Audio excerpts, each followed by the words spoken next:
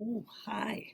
All right, today I put in your folder here a copy of the assignment that we had sent home with you. So you should have a paper copy unless you were not here on that Friday before we left. So today we're going to look at this packet, System of Government and Citizen Roles. Your key terms are the four government types that we study in sixth grade: democracy, dictatorship, monarchy, and theocracy. Government can be structured and organized in different ways. As a result, there are many different systems of government in the Eastern Hemisphere and around the world. Governments can be categorized as monarchies, theocracies, dictatorships, and democracies. Each category of government is a basic way of describing the relationship between those governing and those being governed. So, what is the relationship between the government and its citizens? To categorize a government as a monarchy, theocracy, dictatorship, or a democracy, you must consider two basic characteristics. One, how power is attained and held. Two, the relationship between those governing and the citizens being governed. Some governments attain power from their citizens through the process of voting, while other governments attain power over the citizens by traditional allegiance, through religious beliefs, or by using force.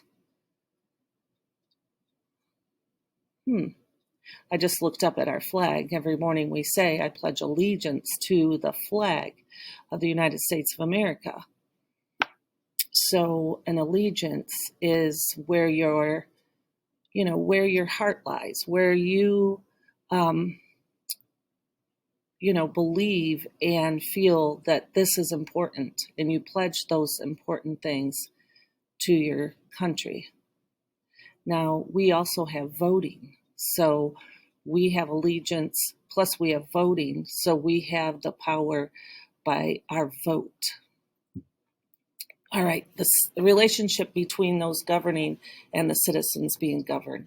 When a government's power over the people is unlimited, citizens' liberties and responsibilities are greatly restricted. Citizens have very little influence in their government, and citizens' basic freedoms of speech, press, religion, assembly, and petition are often limited or denied. So that would be more of your dictatorship style or theocracy style. Or perhaps if it's a sole monarchy. There are monarchies where they do have a representation of people, and we'll learn about those later. So if you look at the graph over there at the top, you see the government has all authority and the citizens have very few rights and responsibilities. So, a lot of times people get upset and angry about what's going on in the United States. Oopsie, I lost my page, of course. Anyway, that was stupid. I might cut that out. I'm not like Professor Kukral, who has kitty cats that run through and jump on his shoulders, but I do have a llama. All right, back to this interesting stuff here. Sometimes you think, we're not doing it right here in America. This is crazy.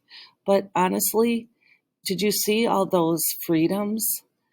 We have freedom of speech, press, religion, assembly, petition. So it can get messy looking, but it's because we have those freedoms. When a government's power over the people is limited, citizens have far greater liberties and responsibilities. Citizens can typically influence the government by voting, running for office, or voicing opinions on issues. Citizens' basic rights and freedoms are often protected by law. So your rights and freedoms are protected by law, but then here's the other part. You have a responsibility to voice your opinion on issues. And also, you could run for office and voting for your government. Now, the game you are playing in iCivics educates you on your responsibilities. So it is kind of a fun way to learn about your responsibilities. Now, we do live in a small community, and we do have a mayor and a city council, and we do have township trustees, and you do have a school board, which are voted by the people. The Lucas County Sheriff position is voted on, and commissioners that organize the county, our state representatives. Those are all positions that people vote for. That would be a really good assignment. Go find out the names of your mayor, your president of the board, your Lucas County Sheriff, your city council members, your board members. You might be surprised. You might have a neighbor or someone's friend's mom or dad that actually holds those positions. All right, so rapid recall. What are the 4 types of government? Right there at the top. Democracy, dictatorship, monarchy, and theocracy. And then identify whether each sentence best describes the characteristic of limited or unlimited.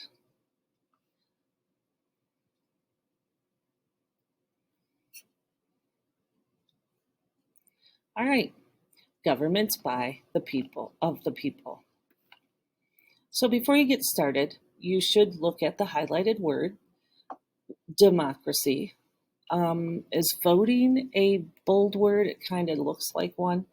In a democracy, people are the source of the government's authority. The government can only exercise the powers that the people have given it. The powers of the government and those who govern are limited. The basic rights of individual citizens are guaranteed, usually by a constitution. Governments of the people. So down at the bottom you have fill in the blanks to complete the graphic organizer. In a democracy, the power of those in authority is limited because the people retain the supreme power. In democracy, the government is run by the people or by their elected representatives. Because government authority is limited, citizens in a democracy enjoy many liberties, including basic freedoms of speech, press, religion, assembly, and petition. Voting is one key liberty and responsibility of citizens in a democracy. Voting allows citizens to hold power over what the government does and the laws it makes. Citizens can also participate in the government by running for political office, petitioning the government, and voicing their opinions in newspapers, on television, and in other media sources. Like Twitter. I wonder if Joe Biden will use Twitter. I don't think he'll be tweeting in the middle of the night, though, right? So good news, right? On the news today, it said the President of the United States is now starting the process of allowing the transition to take place, whether you voted for Biden or if you voted for Trump. It is sad if you were thinking, oh, I wish Trump would win, because you have to say goodbye to that president. Or if you voted for Trump, you would say, oh, this is exciting because now we have a new administration coming in. And it's interesting because they did have it in the news. They're like, the president's not doing what we're supposed to do because we are the people and we've established these rules. And he has to follow those because we're a democracy. And so no one can just step in and say, oh, no, I'm not following your rules. Yeah, you are, because they're the rules of the United States of America. So there's always controversy, and it's hard, you know.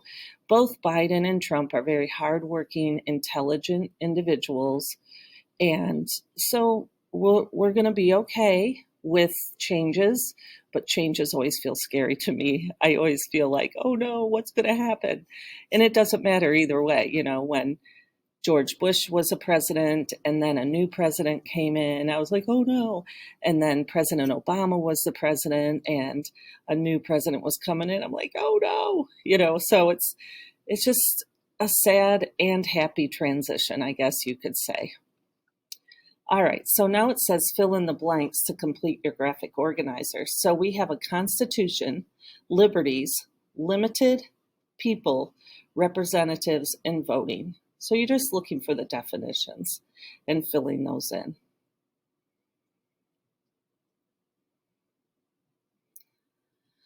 Well, it is 11 minutes into our lesson, and now we're looking at the dictators.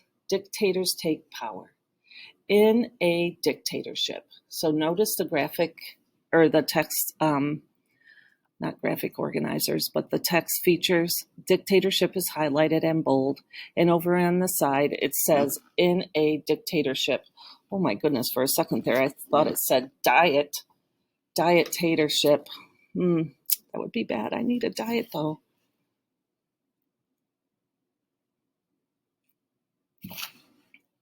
In a dictatorship, a ruler or small group holds absolute power, often through force, over the entire country and its people. Because the dictator's power is unlimited, citizens' liberties and responsibilities are often restricted. Under a dictatorship, citizens' basic rights and freedoms are not guaranteed. Typically, citizens cannot vote, hold political office, or influence the government's decisions.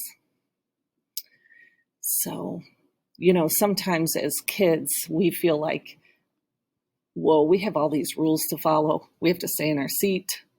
We have to raise our hand to speak. We have to keep our mouths quiet while other people are talking. We have to raise our hand and ask, hey, can I use the restroom? You know, a lot of times it feels dictatorship-y, but I noticed this year the students decided to create a petition because it really seems like our science period, third period, is short.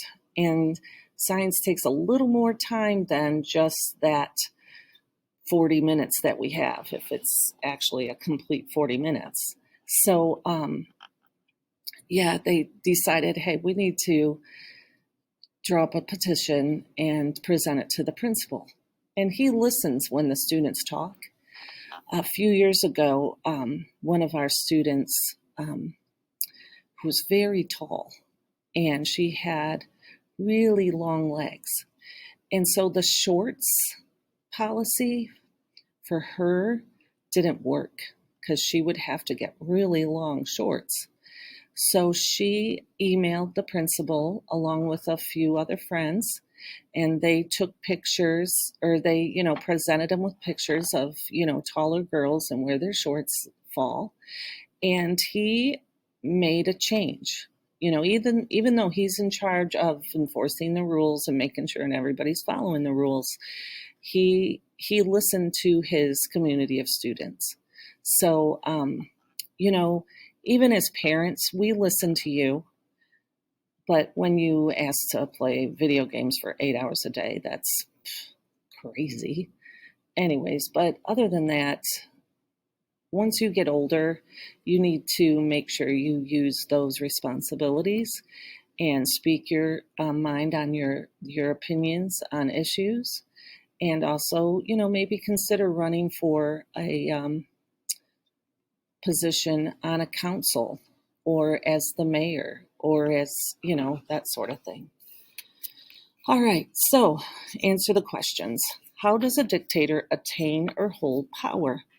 In a dictatorship, a ruler or a small group holds absolute power, often through force over the entire country and its people. Because the dictator's power is unlimited, citizens' liberties and responsibilities are often restricted. Under a dictatorship, citizens' basic rights and freedoms are not guaranteed. Typically, citizens cannot vote, hold political office, or influence the government's decisions. All right, so answering those three questions, how does a dictator attain and hold power? Is the government's power limited or unlimited in a dictatorship? And describe the relationship between those governing and those being governed in a dictatorship. All right. This is a spotlight on the Democratic People's Republic of Korea. All of the following statements about North Korea are true. Place a check mark next to the statements that help classify North Korea as a dictatorship. So what I'd like for you to do is go ahead and read through that on your paper and choose those statements that help identify North Korea as a dictatorship.